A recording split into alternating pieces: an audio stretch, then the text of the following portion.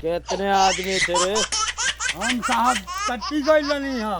ए लंबू, कितने आदमी थे? सरदार हम गए नहीं बसंती का गांव में नाच देखे। तेरे चश्मा वाला कितने आदमी थे? साहब उस समय साहब हम चश्मा ना लगाइले रहनी, हमका ना मालूम साहब। बहुत ना इंसाफी बा। बोली तू आदमी थी, बहुत खुशी के बात बा। ठुसू, या ठुसू।